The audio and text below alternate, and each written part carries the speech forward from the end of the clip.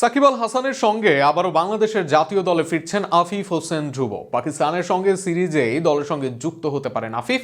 আফিফ ফেরায় দল থেকে জায়গা হারাতে পারেন এক বা একাধিক খেলোয়াড়। সব মিলিয়ে পাকিস্তান সিরিজে আফিফের ফেরার সম্ভাবনা ও তার জায়গায় অন্য কারো বাদ পড়া নিয়ে থাকছে প্রতিবেদন।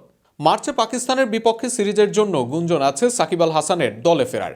এ সময় দলে ফেরার দৌড়ে আছেন আরও এক তারকা ক্রিকেটার। মার্চে পাকিস্তানের বিপক্ষে বাংলাদেশ দলে প্রত্যাবর্তন হতে পারে আফিফ হোসেন ধ্রুবর।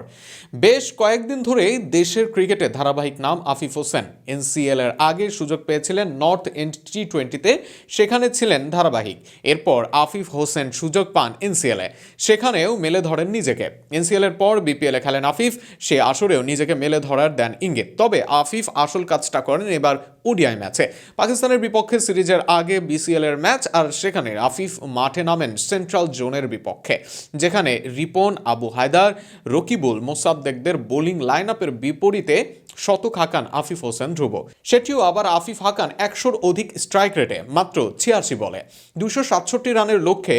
সেখানে তাই হেসে খেলেই জয় পায় দক্ষিণ জোন। যদিও 108 রানে যখন নামেন তখন প্রায় 6 করে রান রেট লাগতো তার দলের। সেখান থেকে 27 বল আগে দলকে জিতিয়ে ছাড়েন মাঠ। পুরো ইনিংসে ছক্কা ও 4 হাঁকান সমান তালে। লেগ ও অফ দুই জায়গা দিয়েই সমান তালে রান করেছেন।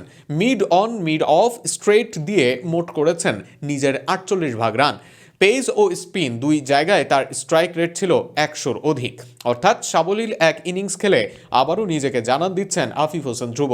সামনের কয়েক ম্যাচে নিজেকে মেলে ধরতে পারলে পাকিস্তান সিরিজে আসতে পারে আফিফের ডাক। সেক্ষেত্রে কপাল পূর্বে কোনো উইকেট রক্ষকের, কেননা লিটন দাসও ফিরতে পারেন দলে। শান্ত, হৃদয়, সাইফ, তামিমরাও থাকবেন দলে। সৌম্য সরকার পারফর্ম করে নিজের জায়গা করেছেন পোক্ত, তাই বাদ পড়াদের মাঝে থাকবেন সোহান, অঙ্কন বা জাকের আলী। সেক্ষেত্রে জাকের বা অঙ্কনের বাদ পড়ার সম্ভাবনাটাই বেশি। তবে কে বাদ পড়বেন এটা নিশ্চিত না হওয়া গেলেও আফিফের ফেরাটা অনেকটাই নিশ্চিত। ফিরে এসে আফিফ হোসেন এবার দলে থিতু হন, আগামী দিনের সুপারস্টার হিসেবে নিজেকে গড়ে তুলুন, এটাই প্রত্যাশা থাকবে বাংলার কোটি ক্রিকেট ভক্তের।